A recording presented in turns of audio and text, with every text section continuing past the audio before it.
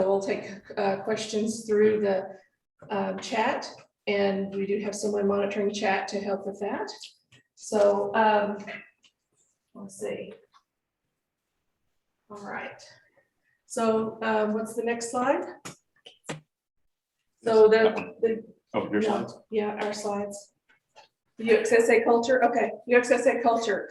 So we just wanted to make sure that you understand that Uxsa, we started because we saw a need in the community of people going to boot camps and trying to transition over to the UX practice, and they needed help with getting into the job market and skills and practice and things like that, because they would go through boot camp and get about a week's worth of research or a week's worth of content and IA and things like that. And we thought that they need more practice and help with their resumes and portfolios and things like that. So we saw the need there. And so we started this group. Me and several others co-founded this group together about a year ago. And then we had COVID happen. So we've been virtual ever since. This is our first hybrid since then. But we did want to make sure that we set up a culture that that is intentional, to be inclusive and supporting curiosity and learning and helping each other. So the next slide, please. They got it. So there's ways for you to connect with us on UXSA. We do have a Facebook page. We have a LinkedIn page, Slack. We can get the invitation to you. I'm sure they'll be sending that in the chat. If you want to join us there, we have lots of discussions and activities there. We can learn about volunteer opportunities as well. We have a YouTube page that also has all of our meetings recorded, so you can watch the previous ones as well as this one. And of course, our website. And I'll have some announcements about that later. Go ahead. Next slide. All right, so these are some of our sponsors that we want to thank for being with us. Firecat Studio with Susan Price. Pressable holds our website.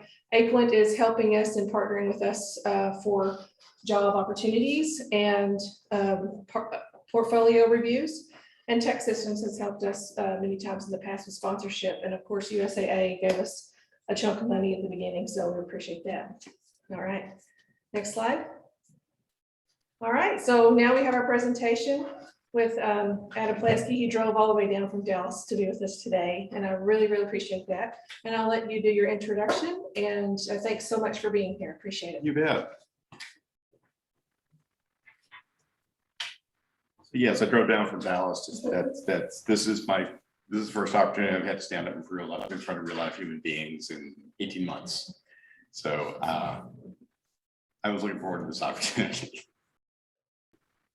I'm going to begin by reading everybody a letter that a colleague of mine wrote. I admit it. You intimidate me. Your work is vivid and imaginative, far superior to my woeful scratchings at a similar age. The things I struggle to learn barely make you sweat. One day you'll be a better designer than me. But for now, I can cling to my sole advantage, the one thing that makes me more valuable. I get results. I can put a dent in cast iron CEO arguments. I can spot risks and complications months in advance. In the wager that is design, I usually bet on the right color. People trust me with their stake. So, if you'll humor me, maybe I can offer a few suggestions to speed you toward the inevitable. Slow down. You're damn talented. But in your eagerness to prove it, you sometimes rush toward a solution. You pluck an idea from the branch and throw it onto the plate before it has time to ripen. Don't mistake speed for precocity. The world doesn't need wrong answers in record time. Perhaps your teachers exalted the idea as the gem of creative work and taught you the idea is the hard part. I disagree. Ideas aren't to be trusted. They need to be wrung dry, ripped apart.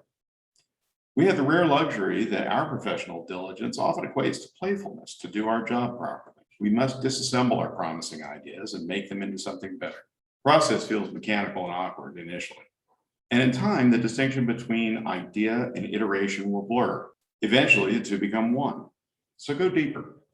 Squander loose time on expanding your ideas, even if you're sure they're perfect or useless. Look closely at decisions you think are trivial. I guarantee you'll find better solutions around the corner. Think it through. We'd love to believe design speaks for itself, but a large part of the job is helping others hear its voice. Persuasive rationale, the why to your work, is what turns a great document into a great product. If you haven't already, sometime in your career, you're going to meet an awkward son of a bitch who wants to know why every pixel is where you put it. You should be able to articulate an answer for that person. Yes, for every pixel. What does this line do? Well, it defines, it distinguishes. But why here? Why that color? Why that thickness? Well, it looks better. Isn't going to work. You'll need a rationale that explains hierarchy, balance, gestalt. In other words, esoteric ways to say it looks better, but ways that reassure stakeholders that you understand the foundations of your craft. And similarly, be sure you can explain which alternatives you rejected and why. Working this through will also help you see if you've been diligent or if you've been clinging to a pet idea. This might sound political. It is. Politics is just the complex art of navigating teams and people, and the more senior you get, the more time you'll spend with people. Temper your passion. Your words matter. Be careful not to get carried away. Passion is useful, but you'll be more effective when you demonstrate the evidence behind your beliefs rather than the strength of those beliefs. Softer language earns fewer retweets, but better results. If you have a hunch, call it a hunch. It shows honesty, and it leaves you headroom to be unequivocal about the things you're sure of. Similarly, your approach to work will change. Right now, design is an ache. You see all the brokenness in the world, stupid products, trivial mistakes, bad designs propped up with scribbled corrections. That stupidity never goes away. But in time, you learn how to live with it. What matters is your ability to change things. Anyone can complain about the world, but only a good few can fix it. That fury, that energy fades with time until the question becomes one of choosing which battles to arm yourself for and which to surrender. Often this means gravitating towards the biggest problems. As you progress in the field, your attention may turn from tools and techniques to values and ethics. The history of the industry is instructive. Give it proper attention. After all our futures shrink, and with time until finally the past becomes all we have. You'll come to appreciate that it can be better to help others reach the right outcomes themselves than do it yourself. That, of course, is what we call leadership. And finally, there may come a point when you realize you're better served by thinking less about design. Work and life should always be partially separate, but there's no doubt that the experiences you have in your life shape your work too. So please remember to be broad, be a wise human being, travel thoughtfully as much as you can. Read literature. A good novel will sometimes teach you more than another design book can. Remind yourself that the sea exists. You'll notice the empathy, sensitivity, cunning, and understanding you develop make your working life better too. But you're smart. And of course, you realize this is really a letter to the younger me. And alongside, it's a lament at my nagging sense of obsolescence and the angst of a few gray hairs, and the emerging trends I don't quite understand, which is mildly ridiculous at my age. But this is a mildly ridiculous industry, and you'll inherit it all in good time. Good luck. Kenneth Bowles is a favorite of mine. He's a designer, a speaker, and author. And I read this when he published it on A List Apart, and I thought it was one of the most thoughtful expressions of caring advice I ever read. So, while you think about that, I'm going to switch gears. In 1963, when President Kennedy was coming to Dallas, the Morning News planned to run a map of his motorcade route in the paper. The young creative director at the time suggested that they not do that. He was ignored, and the map ran in the paper the next day. Later, on November 22nd, that creative director walked out of a storage room in the Dallas School Book Depository where the News had some offices. A stranger walked past him and took up a position where he could see the parade route.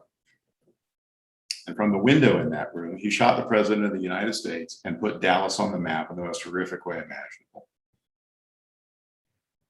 The headlines the next morning confirmed what the world already knew. As events continued to unfold, the creative director was investigated by the FBI and found to have no part in the events leading up to what was a turning point in history. A history that might have played out very differently if the news hadn't published that map. The name of the young man who left the room moments before was Max Wallace. In the 50s and 60s, he was the director of art and photography at the Dallas Morning News, and later the creative director for the Zales Corporation. One of his loves was teaching. And rather than take a position at a university, he opened an agency and he hired people like me. If I were talking to the younger me, it would be this guy. In 1982, I started working at a small ad agency for this remarkable guy. It was sort of an apprenticeship. And from Max, I learned about very specific design skills like mechanical drawing, typesetting, print production, photography. I also learned about business development, account management, creative direction, how to build and develop client relationships and teams. The skills still exist in our community, but today, means and methods are more efficient, the tools more powerful, the output more complex. Even the term designer has come to encompass so much that the context has changed almost entirely. Almost. A camera doesn't make you a good photographer. And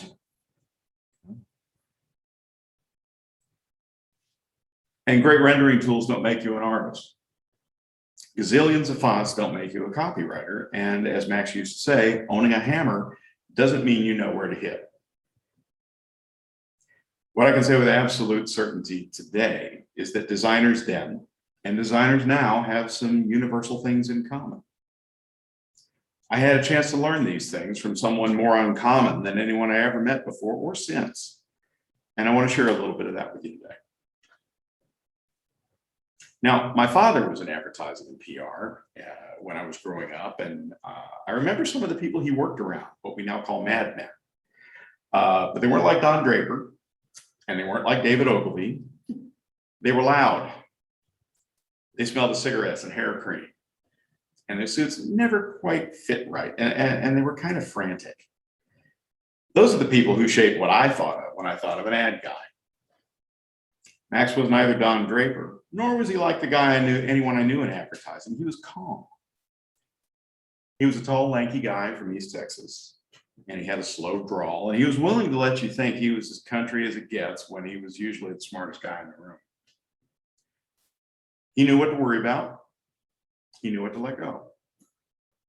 He never raised his voice, and he never showed frustration. Although he chain smoked like a freight train, and he drank Coca-Cola like they were going to quit making it tomorrow.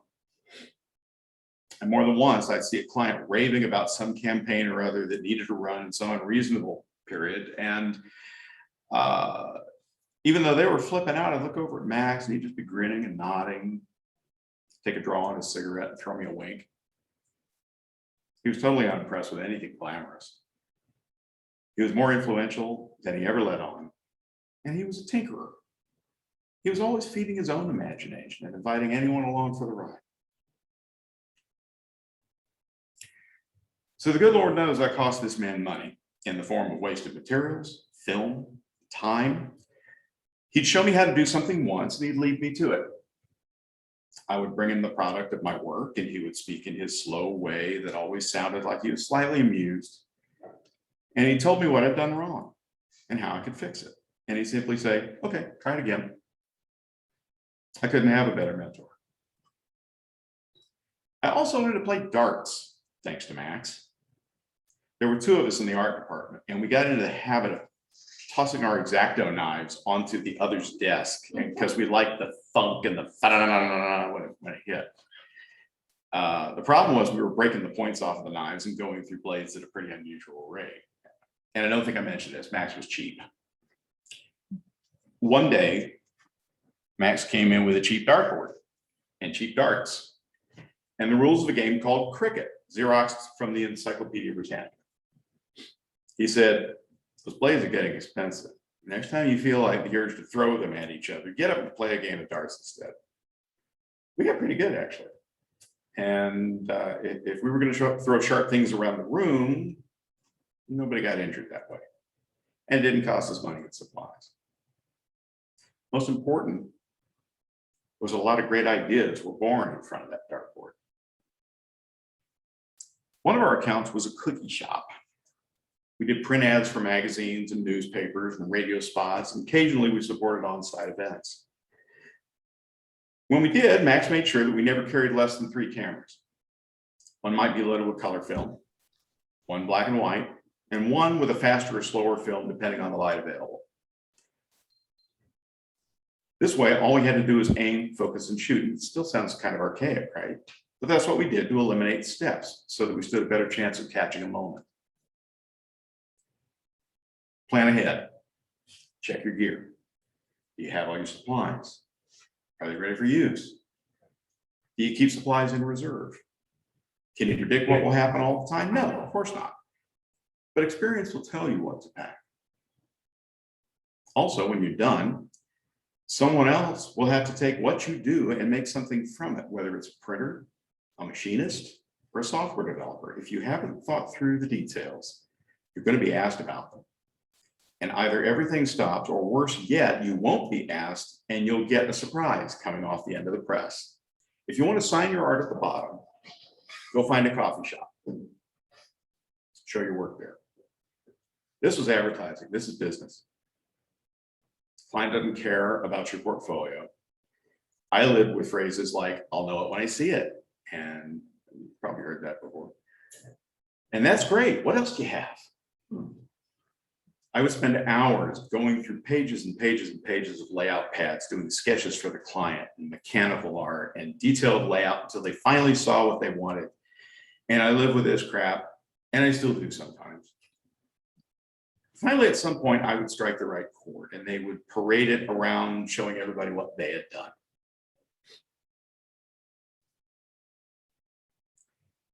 To a young designer, it's pretty soul crushing. Because I not only killed myself to reach that point, but I lost my own point of view somewhere along the way. I saw that and I hated myself for that. No one likes to be told to shut up and color. Today, it's a combination of the audience and the business needs. And the businesses are discovering that great experience is a good business, but you, a designer, have to find the balance. This may sound paradoxical, but the less I'm married to an idea, the better I can defend it and keep my point of view. Because I could be objective and I could and to paraphrase Kenneth, I could put the evidence behind my opinion rather than force. In other words, it wasn't about me. If you don't take your ego out of it, it will constrain you. In 1902, a young American engineer named Wallace was waiting for a train. And he had the sudden idea of watching the fog roll across the rails. In that instant, he had the idea for what would become the condenser when he saw that fog is the condensation that occurs when air is rapidly cooled. So that is, in the world of ideas, considered one of the few eureka moments in the history of innovation. And the truth is they come very seldom. But if you think about it, Carrier was an engineer. He became one through practice. Otherwise, do you think he would have even been able to translate fog into the notion of a condenser? Maybe not as spontaneous as it sounds. I think his practice prepared him to capture an idea. Innovation is as much about discarded ideas and the importance of taking the time to come up with them. It's seldom one fully formed great idea. In fact, it's never a fully formed great idea. Max taught me to get your ideas out. Look at it. If you think you're onto something, set it aside for now. Go back later after the idea frenzy is over so that you can imagine the interesting ideas. Break them down, poke holes in them, maybe deliver on them. Innovation is another word for the creative process. Creativity deserves your energy, and it requires practice. When you love and practice a craft, there's no downtime. Get your sketchbook out, go burn up film, spend some time experimenting in the darkroom, write some code, draw on a whiteboard, whether it's music or sports or any creative effort, practice puts certain tasks in the back of your mind so you don't have to think about them deliberately. And it gives your head room to be really experimental and creative. We talk about transparency. We say it all the time, but what does that mean? Does everyone know what you're doing all the time? In jazz, they call that having big ears, which means being more aware of what everyone else is doing than yourself. You only get that way with practice. Having this visual vocabulary down so you don't have to concentrate so much on yourself, you can gather from other people. As I was saying, you can gather from other people with you, or even work from that part of your brain that gets freed up because now you're not worrying so much about your line or your shape. When I was in art school, we had to draw an apple that was sitting on the table in front of us. And it seemed easy enough. We already know apples are red with kind of a pinched bottom and a curved stem sticking out the top. But that wasn't the apple in front of me. That was the apple I carry around in my head. I had to really look at the apple with all its variations and color, from yellows to deep, deep, deep reds that are almost black. They're imperfect and they have little nicks, and there's a lot of information there. I learned the importance of taking the information from what I truly saw, not from what I already thought. And dealing with people is like that too. For a while, after a while, you get this idea about the marketing guy or the lady from finance, software developers, the engineers, sometimes even the designers. And just like that apple, you need to meet them. You need to talk to them, learn something about their sensibilities, and find out what makes them different. Those generalizations, they're a line in the sand. They're probably a decent place to start in terms of understanding what moves and motivates a person. But understand that that's always a placeholder. Until you meet them, work with them, find out about the things that are important to them and get a sense of them, you don't really have the information. You're just drawing that apple in your head. They may even run true to stereotype, but give them the chance to break that. Don't draw an apple, draw the apple. Most of my work took place on 10 by 13 pieces of crescent board or paste up board. It's a thick board with one bright white side. And even for the time, prepping them the way we did was a little old school. I cut up the board from large parent sheets and using my T-square aligned and then taped them to my drawing board, marked out an 8.5 by 11-inch space, creating little registration points at the corners so that the printer would use those to line up the artwork on the camera. I would draw out the page in blue pencil because the camera wouldn't pick that up. And I would build my way up to a finished piece of what we call camera-ready art. It might consist of hand-drawn illustrations or photostats or halftones. Those are the images in newspapers. If you look real close, you see the little black dots. Hand-drawn lines, borders using zip tape. I had to draw a form back then. That was the only way you got it, was to draw the boxes. Or letter set, which is another way of saying rub on letters. Or text, yeah.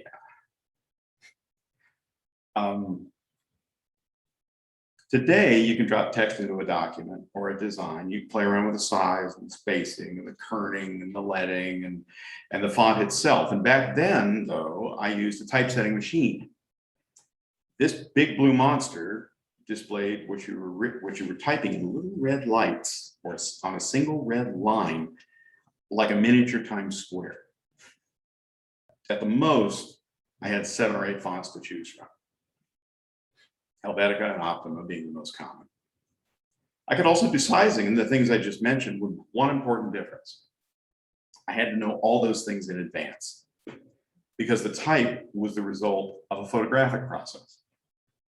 The images of each letter were shot through a negative onto a piece of film, and that film rolled into a canister that I then, when I was done, had to go walk around to the other side, lift a hatch, pull the canister out, go into the darkroom, plug it into another machine that pulled the pulled the film out, ran it through the chemistry, and so that you wound up with a big, long, stinky piece of paper that you then would go back to your desk and lay down a bunch of cement or however, or wax or whatever people used back then. We use rubber cement. Plaster it down so I can get my X-Acto knife and cut out paragraphs or lines or words or letters and paste them onto one of those pieces of board. But I had to have a clear idea of the finished work because there was no Control Z. I couldn't flip a switch if it changed my mind. It didn't make us less creative. It meant we had to spend the time thinking it through before we started. They say the best evangelist isn't the one who tells you how to act, but shows you in their own behavior. I never knew Max's politics. I never knew about his religion, but I knew he was patient. As long as I knew Max, he never lost his temper with me, in spite of the fact that I had the attention span of a squirrel drinking Red Bull. His wife used to say that in 50 years, she only saw him get mad once.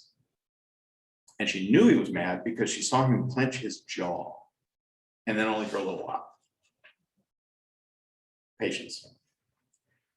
Not everybody cares about the same things you do as much as you do. Try to understand where their passions and pain lie.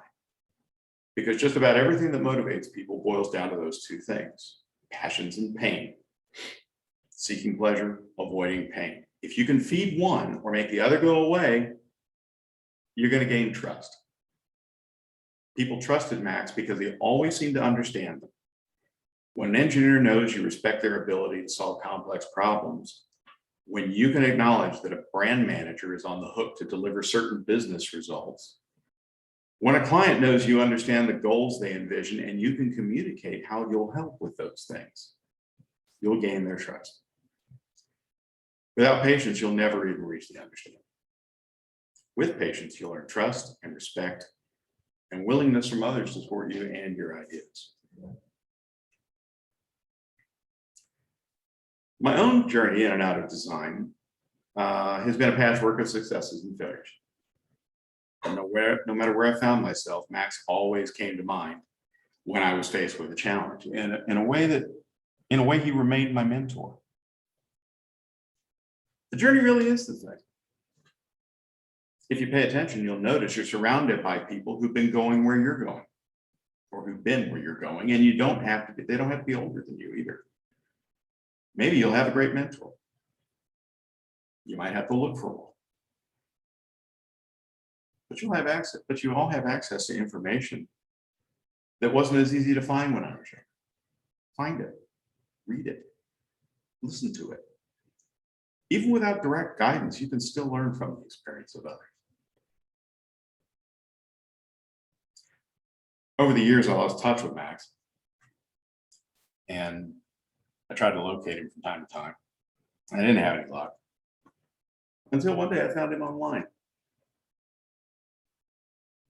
I found his obituary.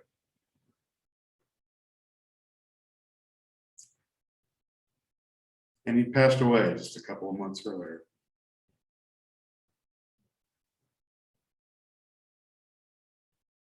At that moment, I collapsed back in my chair and I thought about how for many years I felt like I squandered my time with him. I must have disappointed him. I could have learned more from him. I could have done a better job for him. And then I realized something. Those thoughts and those feelings were all rooted back in that time and place. I may have disappointed him in 1984. But now I think it just took me more time to learn some of what he was teaching. And I think he knew that.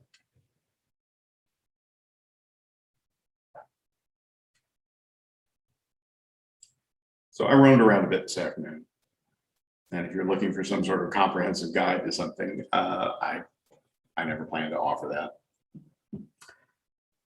Maybe I was just lucky, but I think if we're prepared when opportunities come along, we have a hand in making our own luck.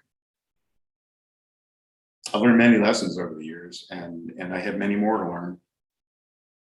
I've had more teachers than I can count, and I still do.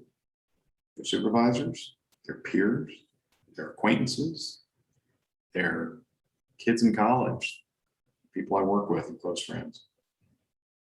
But Max was special, as was the time I spent under his guidance.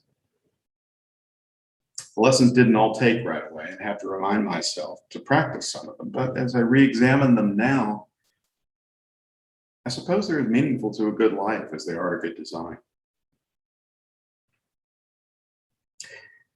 If I could talk to the younger me, I would tell me this last lesson. In 1983, I hung out with models and other creatives. I was running hard in Dallas at night. I didn't have to wait in line to get into the good clubs, and I was an arrogant little shit who thought he'd arrived. Truth is, I was years and miles away from success. So here I am today. My family's not rich. The house needs work. Our relatives make us crazy, and the cat shits in the garage. But I've been married for almost 30 years to the love of my life. I have a daughter who's made me forget or care about what it's like to not be a dad. I work in a field that has one of the most welcoming professional communities. And I work in a place that drives me always to be better than I am at things I love, people I respect, who do amazing things from their hearts. For those reasons, if the music stopped right now, I could say I was successful. But I'm still on that journey. And that's success too. If it was luck, then I wish that luck to all of you. So thanks, Max. And thank you.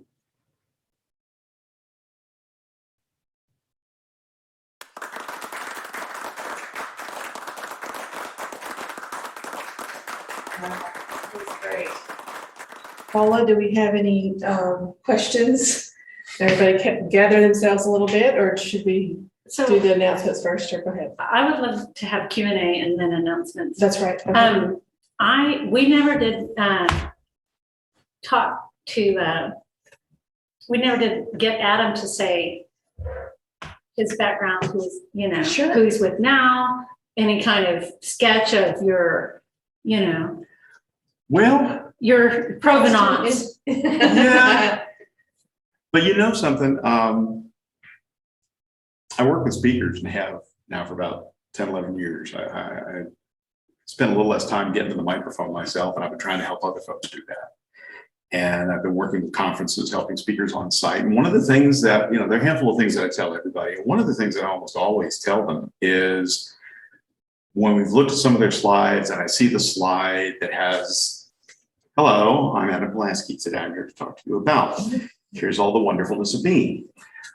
I tell them to ditch that. Well, we sure did Because- today. Because the information's out there. If you're curious, you can go look at LinkedIn. You can see what I'm talking about or ranting about on Twitter or anything else. But all that's there. So that's why I usually tell people, plus I've been doing this for a while. It's a long story. So I feel like people would glaze over before halfway through. The long and short of it is, y'all know how I started now. Mhm. Had a lot of different jobs, and then reached a point where we figured out I needed to go back to school. I was post-military. I'd worked for a while and was going to go back and finish my undergrad. And for some reason, I had a lucid moment then and thought, you know what, I could keep going along the design route, or I could get a couple degrees in business. And that was what I did. And right about the time I was graduating, there were all these little bitty web firms out there. And I went to work for one, and I honestly didn't know what they were hiring me for because I didn't understand what they did. I could surf the web at home, and I had my own modem. That, as far as I know, is the only thing that qualified me to even be in there talking to. But we had a conversation about how ideas moved through their group. And then he sort of laid that out. The guy I was talking to, who became my boss later, laid it out and said, okay, where do you fit in that? And I said, well, somebody over here is out selling and talking about stuff, and other people out here want stuff. There's people over here who are building stuff. I'm right in the middle. I had discovered some time ago that as a actual visual graphic designer, obviously it was good enough for me to get a job, but I found that as a director, things came out the other end looking more the way I wanted them to than if I'd done them myself. And so I had found myself sort of in this sort of a liaison role. And when I look back, it's really what I've been doing my whole life. So I went to work for this little agency, and then we were a little bitty agency, and then we got acquired and we became a big agency, and then we became no agency in 2000. I wrote that all the way up and all the way down. But in the meantime, two guys named Lou and Peter wrote a book with a polar bear on it, and I had a title. I was an information architect. I actually shrugged that off at first because it sounded like one of those things you read in Fast Company as the title of the week or something. I said, I don't got that. But then I had the opportunity to go to a conference in Boston, and it was the very first IA summit. And all of the people who wrote all of the books that you all read now were there. They just hadn't written, most of them hadn't written their books yet. And that was all about external validation. You had a bunch of people sort of looking around the room, having little conversations and saying, so here's what I do. And I do these things. And I'm an information architect. And somebody would say, I'm an information architect. I do those things too. Now, a lot of them were like Lou and Peter, right out of University of Michigan Library Science Knowledge Management School. So there were a lot of academics. There were a lot of handful of people coming in from things like curriculum design. And there's this little cadre of folks like me who were basically just street smart guys who looked up one day and found out what they were doing had a name. And so that evening at a cocktail party, I was standing in this circle outside with my fourth, I think, drink in hand. While the luminaries are all talking, and Lou Rosenfeld stood up or was standing there and said he was really kind of interested at the time in the notion of certification, legal certification for being an information architect. He wanted to ask everybody in the circle how they thought what you needed to do to become an information architect. And so I'm going to name drop the hell out of some stuff right now. Jesse James Garrett was there and had a very thoughtful idea. Christina Woodkey had an idea. Suggested that. Christian Crumlish might have been there.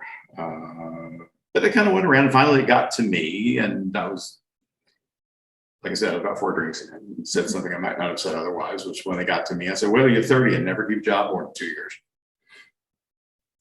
I did not endear myself to that day, or in that moment anyway. I'm fortunate and very glad to say we're good friends now.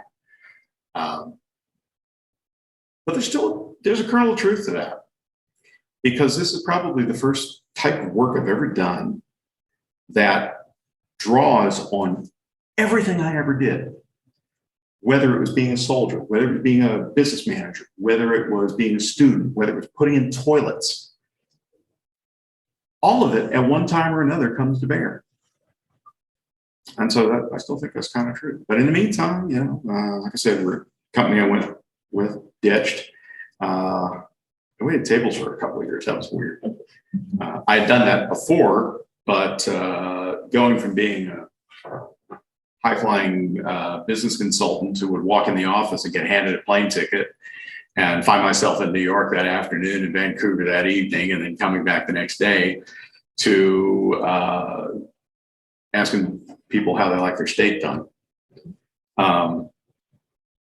First year, that was pretty rough. The second year, I actually was finding more work contracting than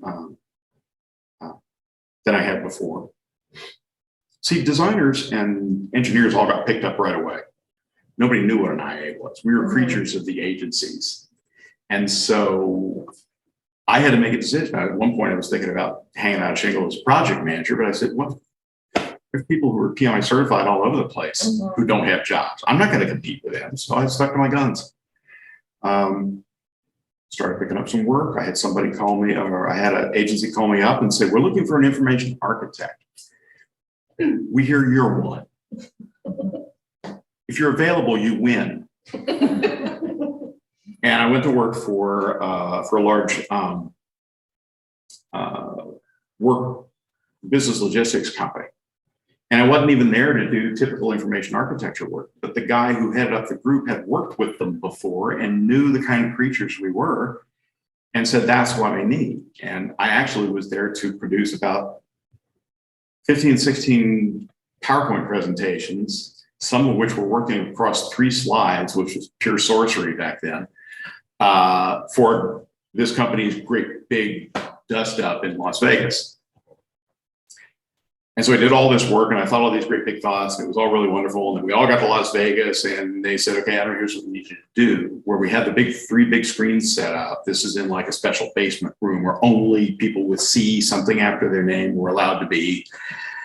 And the presenter was up front doing his thing and he had a clicker. However, what his clicker did is it lit up a little box backstage with 2 arrows on it. And when the arrow lit up, I was sitting there with the computer that was hosting the presentation and the space bar. And every time the arrow lit up, I would. So after all that, my job was to be the monkey on the button. Oh, nice. Yeah. I do have 2 questions for you. The first one is, do you miss Told you it'd be too long. do you miss the days of letter set or do you embrace the digital tools? Yes. Yes. There are things that I still have a genuine appreciation for things that are organic and handmade, even in my role now. Especially, well, the week the lockdown started in Dallas, I got a call saying we have a brand new client, this big nationally known client, and we need to do discovery online. Well, discovery for me was a very tactile thing. Our stock and trade was this whole lo-fi, hands-on dynamic. And we always had the people there in the office. We had walls full of whiteboards. I was even teaching people about whiteboard as a medium at that time. And everything happened live. Everything was hands-on. Everybody was, in there and we're banging out ideas and we're collecting information and doing it all online and virtually on a Miro board or something like that was the absolute antithesis of what I had spent years developing into a skill. And so I rattled around with that for a while and finally realized that stop lamenting what you can't do and look at the tool and see what you can do. And that opened some things up. Yeah, certain things were shut off that I relied upon in the past, but I also found things that I didn't normally have. And, but I still wanted to keep this sort of a handmade feel to things. And so what I did is, like I said, I was teaching whiteboards. I had a little stack of whiteboards. I had a little document camera. And so there were segments across the discovery on the whiteboard where I had my camera on and I was drawing a mind map. Or drawing little stick figures and showing user journeys and things like that. And as each one of those got done, or I might just note a list. As each one got done, I took a picture of it and stuck it up on the Miro board. So when we were done, we had this timeline laid out that we'd set up in advance so that every exercise just kind of rolled down the timeline. As we went, I was littering it with all my little hand sketches because I wanted to keep it, I didn't want the pixels can be kind of cold. It is a relief to have hand-drawn things. Yes. Or curved lines. Yeah. Or odd lines, Yeah. I Things that wanted to aren't quite ask you a perfect. question about your presentation design. Mhm. It was on this grid. Mhm. I'm sure some of the designers that were that are listening noticed that. How did you come up with that? So when I did this originally, I had the blue lines, I had the crosses, and I had things showing up in various places, but it was all really random. I totally redid this deck for this talk. That looked great. It had been on the shelf for a little while. So this time I I acted like a grown-up, and I went across and created my margins, and I portioned off the screen in thirds and quarters. And so every I knew image, there was a reason, yeah. every image that I dropped had to either be cropped or aligned with some combination of those things in the grid. And that's how you get the sort of Mondrian thing going on. Yeah. And when I was doing the montages, I had to decide, okay, when do I want the lines to show up? Do I want them all there and have them get filled, or do I want those to develop as we go? And I came to a decision. And I also realized that it became really hard if I had a whole bunch of vertical lines. And so if you look at each screen, there's only one vertical line on every screen. But wherever there's a boundary, you have a horizontal line. Cool. I have one last question, unless you guys have any questions. I'll do this one. Y'all have some, because we can go to you. We can go to you after. Yeah, and I got nowhere to be. Okay.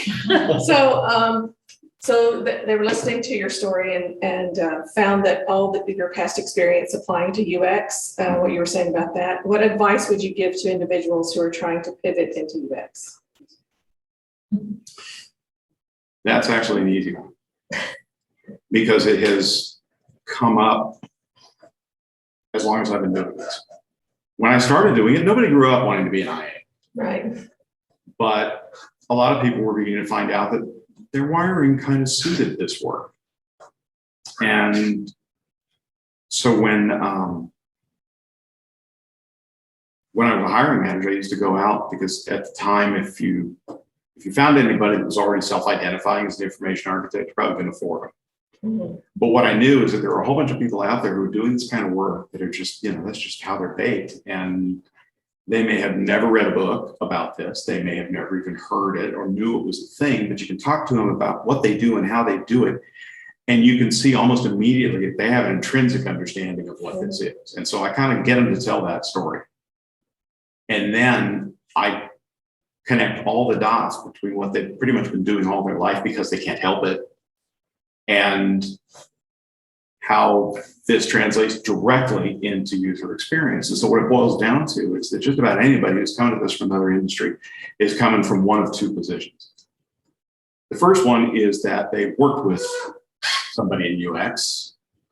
Maybe they were in the same room while UX stuff got done and thought, hey, that looks like a pretty good gig. They kind of get to see the glamour side. They don't know how the sausage gets made. Mm-hmm. So they want to do it because they think it looks cool. And then the other people are the ones who, like I said, they do it because they can't help it. The passion. They would do it. Well, it's not even a passion. It's just how they're work. It's just how they work, how they're wired. They can't walk through a door without reimagining how the doorknob can be improved. So finding those people and basically explaining to them that you've been doing this your whole life. You're not venturing into something that's completely new. You're just getting a new context for what you've always done. Excellent. I remember one of my first interviews in UX, and they were like, what does IA mean to you? And I was like, I don't know what they're talking about. But we called it navigation. It's just like that. That's what we called the content and navigation. We didn't call it IA. So it was just different business language. Do you think that UXers have to be generalists? No, there are some people, user experience is continual. I occupy a portion of it. Being a graphic designer and an illustrator with a couple of business degrees puts me in that space where people are picking apart and unpacking and understanding the business intelligence parts of things and speaking businessese. But then I can start to carry that information into the sorts of artifacts, let people begin to talk about stuff as screens. And then we can shift gears to human-centered design and usability testing and how things work and don't work for people. And I can get you as far as the wireframes. Now, finished designs, forget about it. If anybody ever saw anything I did in Sketch or the Adobe Suite and you saw my layers, it would look beautiful. But when you looked under the hood of my layers, it's a dumpster fire. So, but there are other people who come to this from engineering. And in the circumstances that they're in, you know, it's kind of, I'm going to brush up against the whole should designers code or should UXers code? The answer is No. depends. I am a militant non-coder. And the reason for that is that in the space I occupy, I have to be able to sit down with people from a business and get them in one room and get them to suspend all disbelief for a little while, just a day or two, knowing and telling them the laws of physics are going to come crashing in soon enough. But we're going to take advantage of a day or two to just talk about what would be great if. And we're not going to get hung up on the how, because when we do that, we start to censor ourselves out of possibilities. Not only that, we may go down a path that isn't even possible. But when I talk to an engineer about it, they're going to say, well, not like you're talking, but let me play with that a little bit. And I was lucky enough to work in a place where the developers never said no. They would just tell you, well, it's going to be really hard. And so, like, one example, brief story. I was working with a guy who in a previous life had been a physicist at CERN.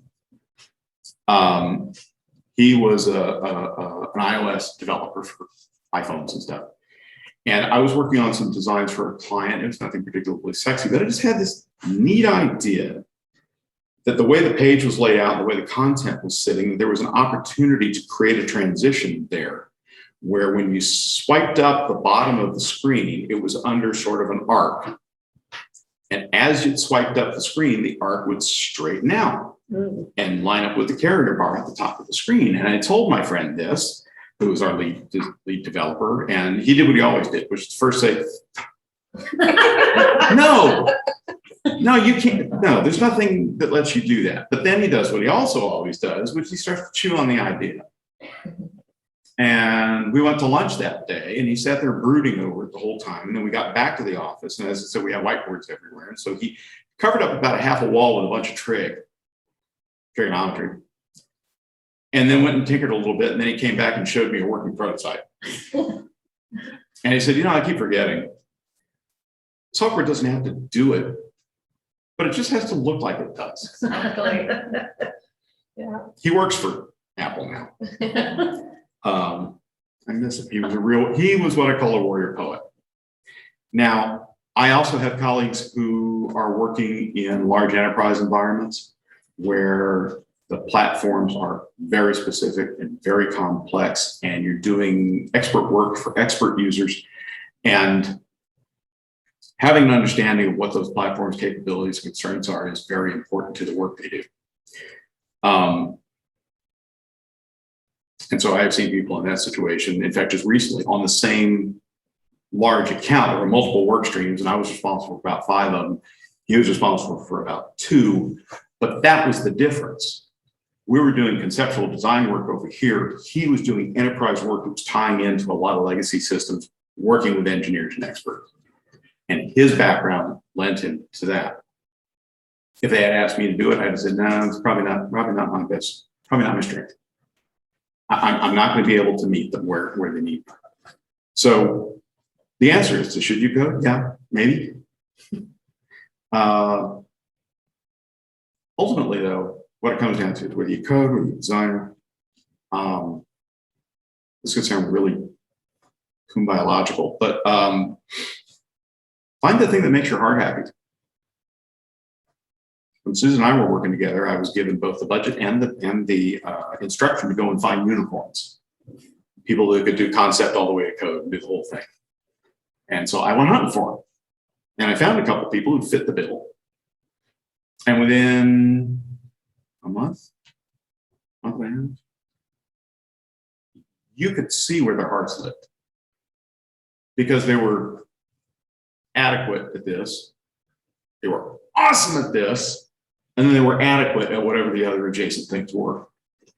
I didn't need adequate. I needed people who were awesome at all of it. So I wound up actually reclassifying them in the system and went back to my boss and said, yeah, there are unicorns out there. I know 2. Yeah. In 20 years, I've met 2. So you're not going to go build a staff out of people like that. And if you do, it's going to cost you a lot. So back to the generalist question, there are circumstances where across that whole continuum, there are people who do need to focus on something very deeply and very specifically, particularly in large environments and large enterprises. However, if you're working at a mid-sized agency or a small agency, you need to be able to wear a lot of hats because Sure. you're just not going to be able to get the level of specialization across every element that it would be nice to have. And even with big companies, you'll go to HR and say, I need a person to do this and do this and do this and do this. I need 4 people, 5 people. Mhm. And they'll say, no, you got 1. And then HR takes all those job descriptions and pours them into one, which is what makes it out onto the internet, which is what has these poor college kids and everybody else thinking that they have to be, They all have to be uniform. Leonardo da Vinci and an astronaut to be able to answer these job requirements. Right. And so I have a little bit of a raison d'etre to dispel. No, I've always thought it just because you can doesn't mean you should. Yeah. Because you're not very good at it. Yeah, I think I saw somewhere, not everybody deserves to be an astronaut. Not everybody gets to be an astronaut. Yeah, And to follow that up, the corollary is, and because there are some people who really should not be astronauts. Yeah. Well, in the beginning of this time, I mean, the jack of all trades, they were the stars of doing this because, Right. and that made sense 15, 20 years ago. And now the individual disciplines have started to blossom into their own thing. And that's why my answer to you, to answer the question, should they code? The answer is no, unless you're a coder. Because your example actually pointed out why. Because you need to have the right people in the room. Mhm. And at an absolute minimum, you need the UX designer, experienced person paying attention. You need someone who really knows code and of course the business and what they want. Mhm. I guess that's important. But it's really those 3 people talking together, and your example is beautiful. UX guy says, hey, I want a little drag with a curve in the thing.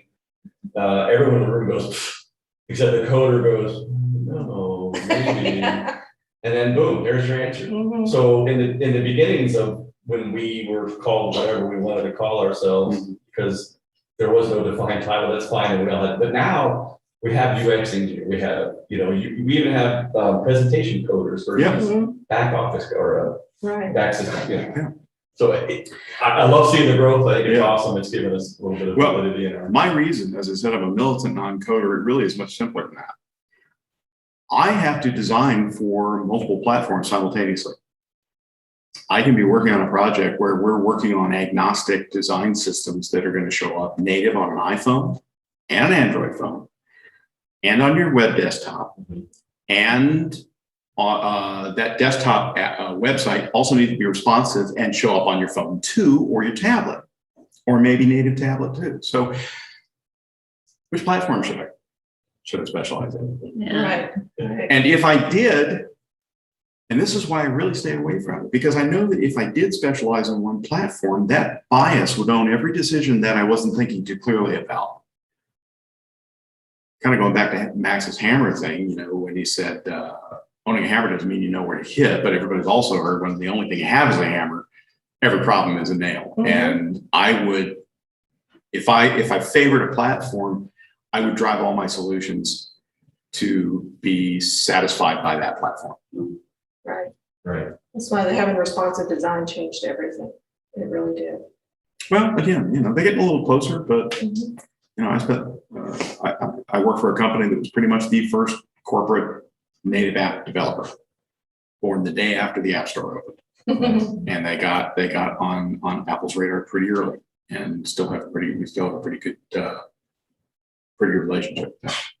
So there are amazing things about native apps and the all the sensors and things that you can take advantage of the hardware, which responsive web didn't do as much, but now they're doing more and more of it. So that they're getting closer and closer. The line's going to start getting a little blurrier. We do have one question in the house from the 2 people who showed up in person. Yay. So my question is, I'm doing a boot camp, UX UI boot camp.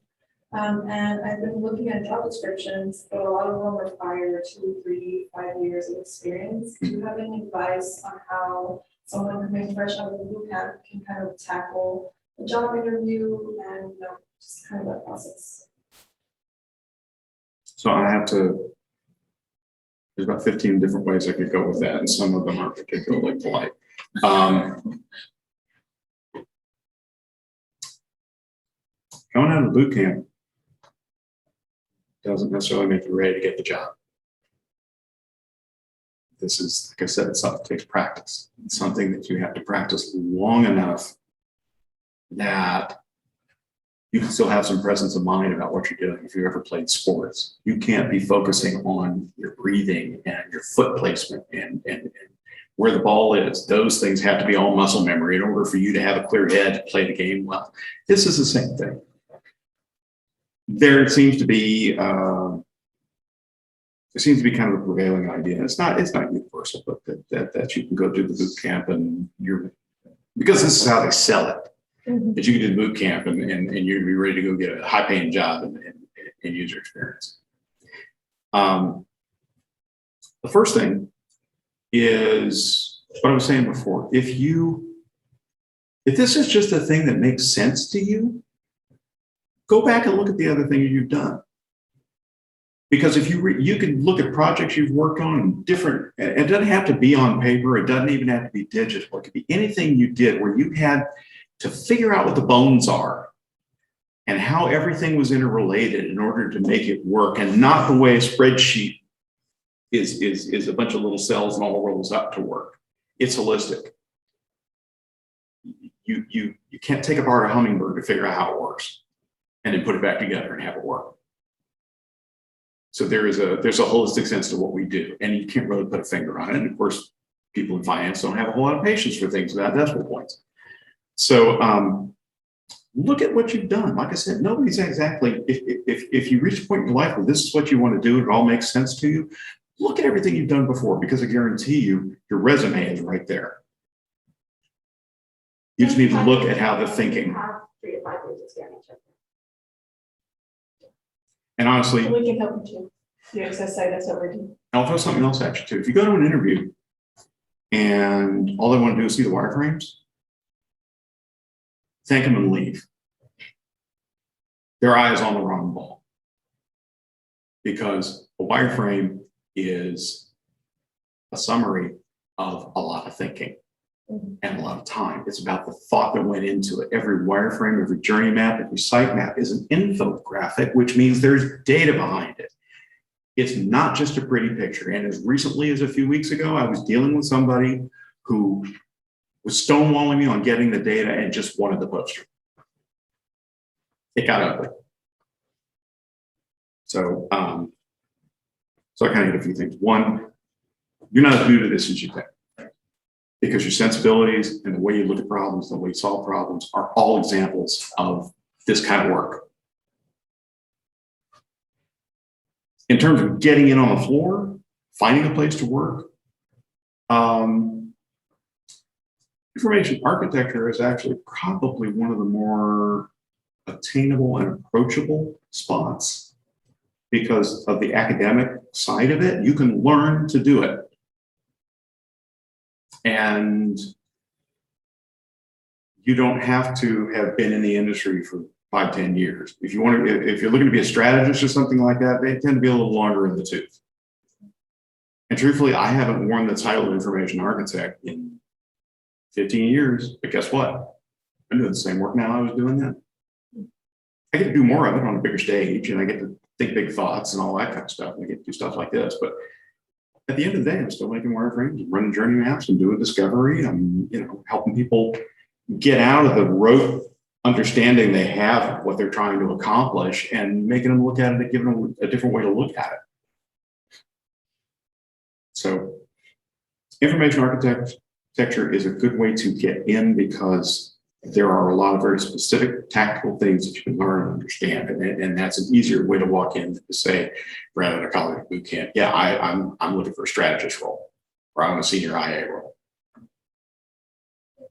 So, Maybe look for a paid internship where they know you're new. don't ever take an unpaid internship. Never. But I have 3 questions that I used to have, and I still have when I go into an interview, and it's 3 things. The first is, okay, if I'm going to come work here, do I have executive air cover? And by that, I mean, there's somebody with C after their name who is championing and intrinsically understands what I do and is there to support it and hold people off a little while, especially in the beginnings of projects when everybody's waiting to see those wireframes and you haven't been able to do the thinking yet. Because once it gets rolling, it all gets going. It's fast and it's good, but people have a hard time waiting for that. You need that protection. You need that champion. The second is, do my peers and the people on the project level, do they understand what I do? And do they see the value and respect that? Project managers, product managers, sometimes even creative directors, engineers, certainly. Because if they don't, I'm just going to become annoying. Because user experience is just a box they feel like they want to check off. And if they get the wireframes and they get the map, then great, okay, that happened. What were we doing before? And the last is that I have the autonomy to make the decisions that I feel like I need to on a project. Because any of us doing this kind of work, we're pretty expensive just to be a pair of hands. You don't want to be in a situation where you just get patted on the head and told to shut up and go. So I know it's really hard going in, but use some extreme prejudice when you're deciding whether or not you want to set foot in a place. Because I can promise you, if it's not the right place and you're flogging your guts out for people who just want to see pretty pictures, it won't just suck at work. It will suck across your whole life, every aspect of it. Yeah. All right. So thank you so much for coming and coming all this way. What a great presentation. It was worth the wait. It really, really was. So we want to move on to our next part. Yeah, we've got announcements. Thank you. Thank you, Matt. Probably all I should have done. I just should have. No. That way I wouldn't have my stuff in. All right. Okay, I'm just checking. All right. All right. Paula, are you showing the screen? Yeah. Yep. She's getting it up on that. Okay. We need to do announcements. I'm showing Susan's screen. Okay, so announcements, we don't have a whole lot, but we do have some exciting news. We are working on a shop where you can buy UXSA swag. We're real excited about that. We're going to use that as part of our fundraiser money, and it's really cool. We've got some stickers that, let me show you. We got some stickers that we just got in. Yeah. Oh yeah, I'm in it for the stickers. Okay. We know everybody likes the stickers, so we've got some of those, and we're going to have T-shirts and tote bags and coffee cups and all of those kind of things. So it'll be a lot of fun, and hopefully they'll be coming soon. We're still working out a few of the back end details, but look for that on the website. Any other? Everybody who's here is on the wheel of names there. So this is how we do our door prize drawing. So do we have your names on here? What's your names? Ashley, Diana. Diana? Ashley. And Ashley. Can you put Diana and Ashley on there, please? They're here in person. We don't want to forget them. They get stickers though. So Rob's not on there. Rob. Okay. All right. All right. So let the wheel spin. Let's see who gets the door prize. I want to do this twice too. One is going to be our regular door prize with $25 gift card to either Amazon or Rosenfeld Media. And the other one will be a mystery prize. Okay, go ahead and click the middle and spin it. Okay. There we go. Where did it land? Roland. Nope, it goes to Seth. Okay, Seth. All right, Seth is the winner. Awesome. All right, so that's one. We need to remove Seth, and then we'll do it one more time. And I need Seth's email address. Yes, and we'll need Seth's email address so we can send him the gift card for he as well. All right, so we can send you the gift card for $25, and Paula will get in touch with you after. All right. All right, the next one, FA, Fortune. Fortune. All right, so Fortune just got a mystery prize, so we'll see what that is. I'll announce it later on the group thing. Okay. All right, so what is our next slide? Can you go ahead and let Fortune back in? She just won, didn't know it. Okay. Next slide. The infinite Sherry's. I know. All right, so we do have a survey so that we can get your feedback on our meetings and to get suggestions on topics and speakers and things like that. And we can put that in the chat for you. And so we'll provide that for you. And go ahead and go to the next slide. All right, so we did the door prices already. Sorry. Go ahead. All right, so we have a UX expert for next month. We had one scheduled, but today found out that person's not scheduled anymore. So we've got 3 others in the waiting that we're trying to confirm with, but we will have one of those 3 confirmed for the September 9th meeting. And depending on the COVID situation, we're not sure if we're doing another hybrid or if it'll be all remote. So just stay tuned for that. And then we also have, the next slide, please. And then we also have an AMA where anybody can get on Monday nights, the first Monday of each month. We can't do it September because of the Labor Day. But in October, the first Monday of the month, we have Ask Me Anything, where we all get together and just hang out and talk to each other, give each other advice, show some, discuss some issues that are having, find out resources that will be helpful. So we do that. Welcome to come to that. It's from 6 to 7. It's a little bit different than our monthly meetings. We do not record these, and we don't take notes or anything like that. This is just for free discussion. Okay. All right. The next one, and that's all we have. So thank y'all so much for coming. It's a pleasure. And